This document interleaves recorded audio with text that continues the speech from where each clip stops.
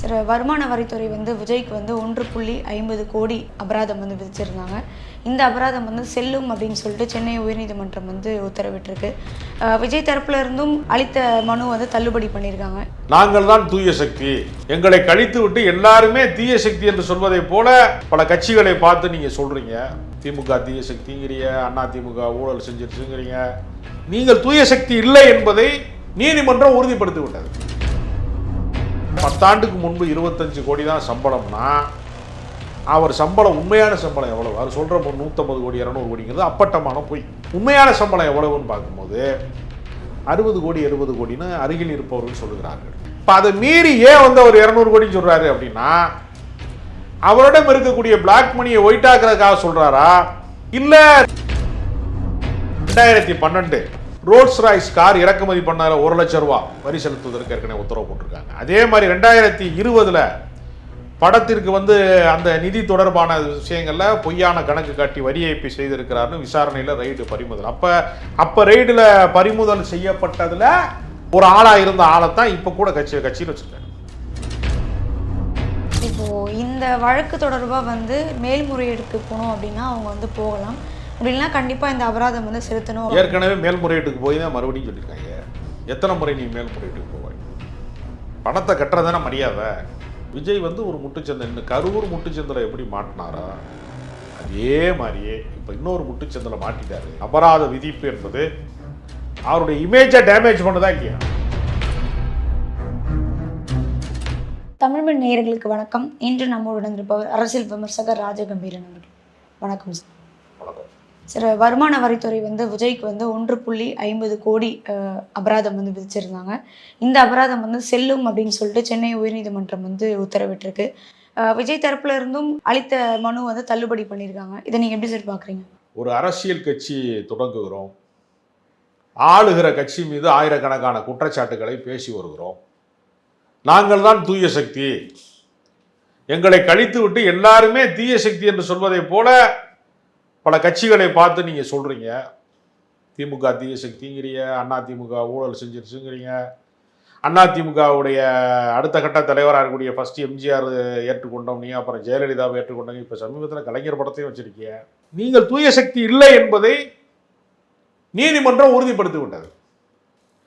இனி மேடை ஏறி விஜய் நான் தான் தூய சக்தின்னு எப்படி சொல்லுவீங்க? நீங்களே ஒரு தீய சக்தி என்று உயர்நீதிமன்றம் உறுதி செய்கிறது. அப்படித்தான் நம்ம பார்க்க வேண்டியிருக்கிறது.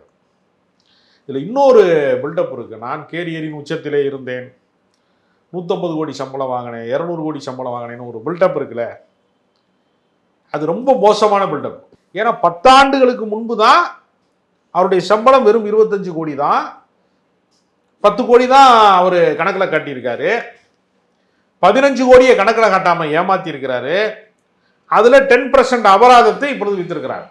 அப்ப 10% அபராதத்தை அவர் கட்ட வேண்டும் என்று சொன்ன போது அவருக்கு தீர்ப்பு அவருக்கு எதிராக வந்துவிட்டது என்று சொல்லுகிற போது, இப்படி ஒரு நிலைமை வழக்கிலே இருக்கிறதே, இதை சரி கட்ட வேண்டுமே, முன்கூட்டியே பணத்தை கட்டி அந்த வழக்கை வாபஸ் பெற வேண்டுமே என்பதற்கு அவர் தயாரானாரா? கட்சி ஆரம்பிப்பதற்கு முன்பே உங்கள் மீது என்னென்ன வழக்குகள் இருக்கிறது அதையெல்லாம் நீங்க சரி கட்டுவதற்கு, தவறுகளை திருத்திக் கொள்வதற்கு, பொது வாழ்க்கையிலே உங்களை நிலைநிறுத்திக் கொள்வதற்கு முன்னால், தங்களை தூய சக்தி என்று வர்ணித்துக் கொள்வதற்கு முன்னால் ஒருத்தர் சொல்லணுமா வேணாம்? அப்ப 10 ஆண்டுக்கு முன்பு 25 கோடி தான் சம்பளம்னா அவர் சம்பளம் உண்மையான சம்பளம் எவ்வளவு? அவர் சொல்ற 150 கோடி 200 கோடிங்கிறது அப்பட்டமான பொய். உண்மையான சம்பளம் எவ்வளவுன்னு பார்க்கும்போது 60 கோடி 70 கோடின்னு அருகில் இருப்பவர்கள் சொல்லுகிறார்கள். இப்ப அதை மீறி ஏன் அவர் 200 கோடின்னு சொல்றாரு அப்படின்னா, அவரிடம் இருக்கக்கூடிய பிளாக் மணியை ஒயிட் ஆக்குறதுக்காக சொல்றாரா, இல்ல தன்னை பற்றி உயர்வான மதிப்பீடுகள் வர வேண்டும் என்பதற்காக சொல்லுகிறாரான்னு ஒரு கேள்வி. இப்போ நம்ம சமீபத்தில் அவருடைய திரைப்படங்கள்ல, முக்கியமான படங்கள்னு அவர் சொல்லிக்கிட்ட படங்கள்ல எதுவுமே பெருசா ஓடலையே. சமீபத்தில் விஜய்க்கு சூப்பர் ஹிட்டான படம்னு என்ன இருக்கு? பெருசா எதுவுமே இல்லை. நீங்க வாரிசுலாம் ஒரு மிகப்பெரிய விஜய் டிவியில் வந்த மெகா சீரியல் மாதிரி தான் இருந்துச்சு. ஒரு பெரிய பெரிய அரண்மனை மாதிரி வீடுகளில் எடுத்தாங்களே தவிர அது ஒரு ஃபேமிலி சென்டிமெண்ட் கதை தானே. அப்பாவும் மகனும் பேசிக்கிற மாட்டாங்க, அப்பாவை வெறுக்கக்கூடிய ஒரு மகன் அப்படிங்கிற கதை. அப்போ எஸ்சிஎஸ்சிக்கும் உங்களுக்கு இருக்கக்கூடிய உள்குத்தை தான் கதையாக கொடுத்துருக்குறாங்க. அதனால தான் அவர் ஓகே பண்ணியிருக்கிறாரு. அப்போ இந்த மாதிரி படங்களில் நடிச்சிட்டு இருக்கும் போதே இவ்வளவு பில்டப் எதுக்காக நீங்கள் கொடுக்குறீங்க அப்படின்னா, போலியாக பல பிஆர்ஓக்களை வைத்துக்கொண்டு, ஜேர்னலிஸ்ட் போர்வையில் இருக்கிறவங்களை வைத்துக்கொண்டு, அவரை பற்றிய ஒரு ஓவரான பில்டப்பை, ஓவரான இமேஜை, மிகை மதிப்பீடு என்று சொல்வார்கள், அந்த மாதிரி ஓவர் பில்டப்பை கொடுத்து வச்சிருக்கிறாங்கிறது தான் உண்மை. அதனால விஜய் வந்து தொடர்ச்சியாக வந்து பின்னடைவை சந்திக்கிறார். ஒரு பொதுக்கூட்டம், ஒரு மக்கள் சந்திப்பை எப்படி நடத்த வேண்டும் என்பதை தெரியலைன்னா எப்படி நீங்க வந்து சினிமாவுக்கு மட்டும் எப்படி நீங்க கரண்ட் டயத்துக்கு ஷூட்டிங் போறீங்க? ஆடியோ ரிலீஸுக்கு மட்டும் எப்படி முதல் நாளே மலேசியாவுக்கு போறீங்க? அங்கெல்லாம் காலதாமதமே இல்லையே, என்ன காரணம்? உங்களுக்கு வேண்டப்பட்ட இடத்திற்கு நீங்கள் விரைவா போவீங்க. பொதுமக்களை நீங்கள் வந்து காக்க வைப்பீங்க, வெயில்ல காக்க வைப்பீங்க, 7 மணி நேரம் காக்க வைப்பீங்க. அப்படின்னா நீங்கள் எப்படி பாரபட்சம் காட்டுகிறீர்கள்னு ஒரு கேள்வி இருக்கு. அதனால அவரை பொறுத்தவரையில அவர் அரசியலை கற்றுக்கொண்டு வரவில்லை. அவர் வந்து அரசியலுக்கு வர வேண்டும் என்றால் அவருக்கு சித்தாந்தமாக கொள்கை ரீதியான விஷயங்கள் தெரிந்திருக்க வேண்டும், நடைமுறை சார்ந்த அறிவை அவர் புரிந்திருக்க வேண்டும். கருத்தியலும் களப்பணியும் சந்திக்கிற ஒரு மைய புள்ளிதான் அரசியலாக இருக்க முடியுமே தவிர, ஒரு கற்பனாவாதமாக நான் கதாநாயகனா இருக்கேன், ஒரு சினிமாவில் வந்து ஒருத்தன் 40 பேர் அடிக்கிறான், மிகப்பெரிய உயரத்துலேருந்து குதிக்கிறான், ஹெலிகாப்டர்லேருந்து அப்படியே டப்புன்னு குதிக்கிறான், ஒரு விபத்து ஆக மாட்டேங்குது, ஆனால் வில்லனாக இருக்கிறவனுக்கு மட்டும் கை கால்லாம் வந்து உடையுது அப்படின்னு நம்ம காட்டுறோம்ல. அப்படி நிஜத்தில் முடியுமா? ஒரு இராணுவத்தில் மேஜராக இருக்கிற கூட்டிகிட்டு வந்து 40 பேரை சுற்றி வச்சு அடித்தோம்னா அவர் செத்து போயிடுவார் இல்லையா? அப்போ சினிமாவுக்கான களம் என்பது வேறு. அது கற்பனையாக வேண்டும்னே கீழே பெட்டை போட்டு ஒருத்தர் மேலேருந்து குதிக்கிறான். அதுக்கென்று பயிற்சி பெற்ற வீரர்கள், ஒரிஜினலாகவே சண்டை காட்சியில் நடிக்கக்கூடியவங்க, ஒரிஜினலாக சண்டை செய்யக்கூடியவங்களை சினிமாக்காரங்க ஒரு பேர் வச்சுருக்கிறாங்க. அவனுக்கு பேர் டூப்பு. யார்? ஒரிஜினலாக குதிக்கிறேன் பேர். உண்மையிலேயே 1.25 அடி ஸ்டூலு மேலே இருந்து குதிக்கிற ஒருத்தனுக்கு பேர், அப்பட்டமான ஒரு என்ன சொல்கிறது, ஒரு சின்ன ஒரு மதில் சுவர் மாதிரி இருக்கிறதுலேருந்து குதிப்பதற்கு அச்சப்படுகிற கோழைக்கு பேர் ஹீரோ. நீங்கள் லாங் ஷாட்டில் என்ன பண்ணுவான், க்ளோஸ்அப்பில் வந்து ஹீரோவை காட்டுவான், அப்படியே அவர் அப்படி லாங்கில் அப்படி டப்புன்னு குதிக்கிறார் அப்படின்னு சொல்லும்போது அதே சட்டையை போட்டு அதே உருவ சாயலில் இருக்கக்கூடிய ரொம்ப வந்து ஒரு ஓரளவுக்கு உருவ ஒற்றுமை வரக்கூடிய ஒருத்தரை வைத்துக்கொண்டு முகத்தை காட்டாமல் டபார்னு மேலே இருந்து சண்டை காட்சி வீரரை கொதிக்க வச்சு 2 ஷாட்டையும் மேட்ச் பண்ணிவிட்டு திருப்பி க்ளோஸ்அப் வரும்போது ஹீரோவை காட்டுவான். யோகி பாபுக்கே டூப் வச்சுருக்காங்க.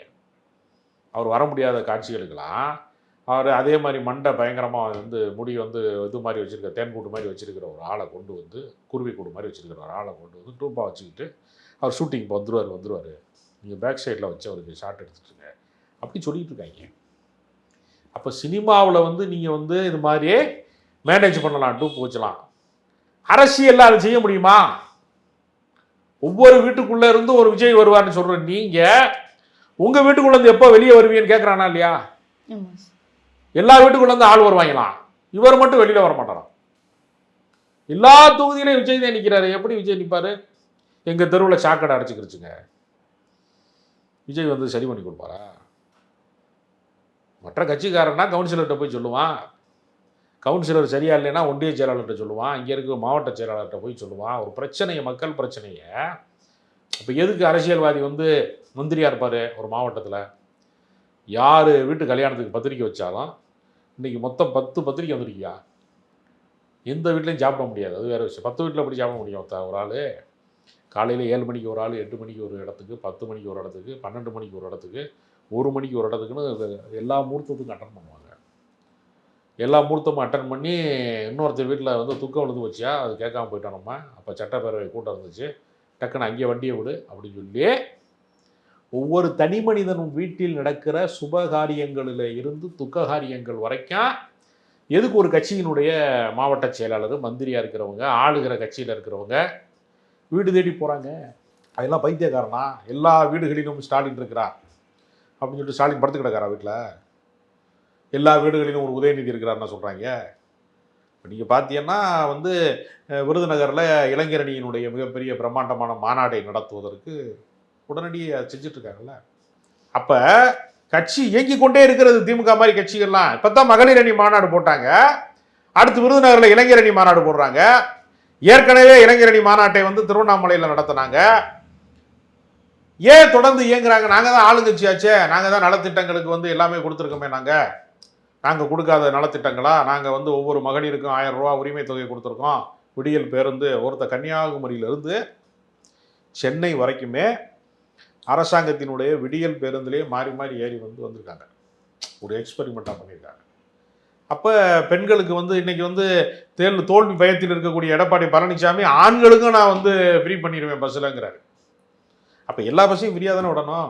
ஆண்களுக்கு ஃப்ரீ பண்ணிவிட்டு அப்புறம் கண்டக்டர் எதுக்கு அது டிரைவரை மட்டும் போட்டு வண்டியை ஓட்டுவாங்களா என்னன்னு தெரியல. அது வரமாட்டோங்கிற ஒரு உறுதிப்பாடு அவருக்கு இருக்கனால அள்ளி விடுறாப்புல டக்குன்னு சொல்கிறாரு. அப்போ எதற்காக ஏற்கனவே ஆட்சியில் இருக்கிறவர்கள் அதிகாரத்தில் இருக்கிறவர்கள் எதற்கு மக்களை சந்தித்து கொண்டே இருக்கிறாங்க? எங்கள் நலத்திட்டமே எங்களுக்கு ஓட்டாக மாறிடுங்க அப்படின்லாம் அவங்க யாருமே முடங்கவில்லை. எந்த இடத்துலையுமே இயங்கிக் கொண்டே இருக்கிறார்கள். மக்கள் சந்திப்பை நடத்தி கொண்டே இருக்கிறார்கள். இவர் என்ன செய்யறாருன்னா, வீட்டுக்கு ஒரு விஜய் இருக்கான், அவன் வருவான் அப்படின்ட்டு இவர் வரமாட்டான் அப்படின்னு சொல்றது இருக்கிறார். அது நடைமுறையில் சாத்தியம் இல்லை. எல்லா இடத்திற்குமே சாமானியர்களுக்கு கூட பணிய கலைஞர் அவர்கள் முதலமைச்சராக இருந்தவர், மிகப்பெரிய அரசியல் அனுபவம் பெற்றவராக இருந்தவர். தம்பிக்குன்னு கடிதம் எழுதுவார் முரசொலியில். அது வெறும் முரசொலி கடிதம் மட்டும் எழுத மாட்டாரு. நீங்கள் இப்போ நான் சொன்னேன் இல்லையா, ஒரு மாவட்ட செயலாளர் எல்லா வீட்டுக்கு போகிறாரு, கல்யாணத்துக்கு துக்கத்துக்கு போகிறாரு. அது மாதிரி திருமண பத்திரிக்கை வருதுன்னு வச்சுங்க, வாழ்த்து கடிதம் மட்டுமே ஒரு ஆயிரக்கணக்கில் அல்ல, பல ஆயிரங்கள் லட்சக்கணக்கில் எழுதியிருக்காரு. அவர் எழுதிய பக்கங்களே 1,00,000 கடந்திருக்கும். அப்போ ஏன் அதெல்லாம் செய்கிறாங்க? ஒரு கட்சிக்காரனுக்கு தன்னுடைய வாழ்நாளில் கலைஞர் அவர்கள் கைப்பட கடிதத்தை அனுப்பியிருக்கிறாரு, திருமண வாழ்த்து அனுப்பியிருக்கிறாரு, ஒரு புத்தகத்துக்கு அணிந்துரை எழுதியிருக்கிறாரு. அவை வாழ்நாள் பூரா பொக்கிஷமாக பாதுகாப்பாங்க. ஒரு தலைவனுக்கும் தொண்டனுக்குமான உறவை உறுதி செய்வதுன்னு ஒன்று இருக்குல்ல எல்லா கட்சியிலும். அதை நிலைநிறுத்திய கட்சிகள் மட்டும்தான் நிலைத்திருக்கிறது. நீ அதை விட்டுட்டு நான் எப்படி வேணாலும் இருப்பேன், நான் நினச்சா வருவேன், நினச்சா போவேன் அப்படின்னு சொல்கிறது இருக்குல்ல. ப்ரெஸ்ஸை சந்திக்க மாட்டேன், பத்திரிகையாளர்களை சந்திக்க மாட்டேன், தொண்டர்களை சந்திக்க மாட்டேன், நிர்வாகிகளை சந்திக்க மாட்டேன்னு சொல்கிற ஒரு போக்கு அவருக்கு இருக்குது. நீங்கள் பார்த்தீங்கன்னா இது முதல் முறையும் அல்ல. 1.5 கோடி ரூபா அபராதம் கட்டுறாருன்னு இப்போ உத்தரவு வந்திருக்குல்ல. ஏற்கனவே இந்த சேட்டையை அவர் நிறைய முறை பண்ணியிருக்காரு. ஏற்கனவே 3 முறை பண்ணியிருக்காரு. இப்போ நீங்கள் பாருங்கள், 2012 கார் வாங்கினதுல ரோல்ஸ் ராய்ஸ் கார் இறக்குமதி பண்ணார 1,00,000 ரூபா வரி செலுத்துவதற்கு ஏற்கனவே உத்தரவு போட்டிருக்காங்க. அதே மாதிரி 2020 படத்திற்கு அந்த நிதி தொடர்பான விஷயங்கள்ல பொய்யான கணக்கு காட்டி வரி ஏய்ப்பு செய்திருக்கிறாருன்னு விசாரணையில் ரைடு பறிமுதல். அப்ப ரைடுல பறிமுதல் செய்யப்பட்டதுல ஒரு ஆளா இருந்த ஆளைத்தான் இப்ப கூட கட்சியில் வச்சிருக்காரு, அருண்ராஜுங்கிறவரை.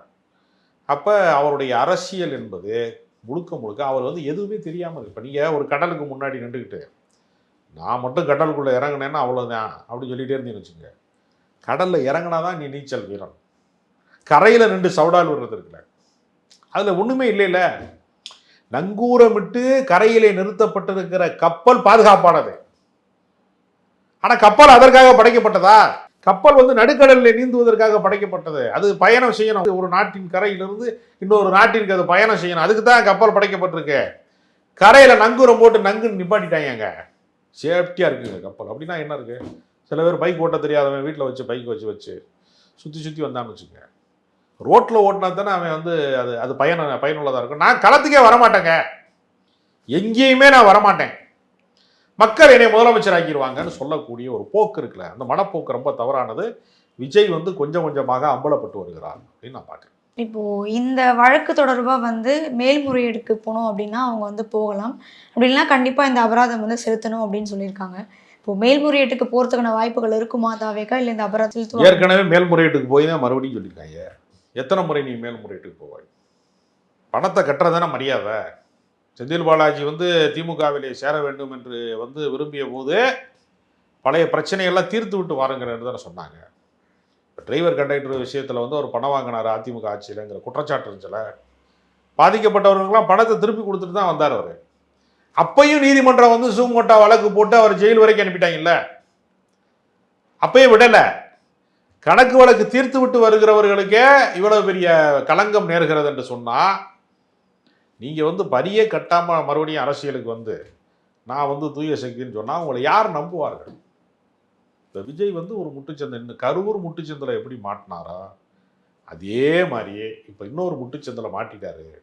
வருமான வரித்துறையினுடைய இந்த அபராத விதிப்பு என்பது அவருடைய இமேஜை டேமேஜ் பண்ணுதா இல்லையா? அதுதான் இப்போ நீங்க ஆட்சியிலும் பங்கு அதிகாரத்திலும் பங்குன்னு சொன்னார்ல, முதல் மாநாட்டில் சொன்னார்ல, ஆமாம் சார். இந்த நான் பேசி கொண்டிருக்கிற இந்த வினாடி வரைக்கும் ஒரு கட்சி கூட போகல. டிடிவி தினகரன் அப்படி போகிறது மாதிரி வந்து ரைட்டில் இண்டிகேட்டர் போட்டு லெஃப்டில் போயிட்டாரு. வர்றது மாதிரி ஒரு தோற்றத்தை உருவாக்குனாரே தவிர போகவே இல்லை.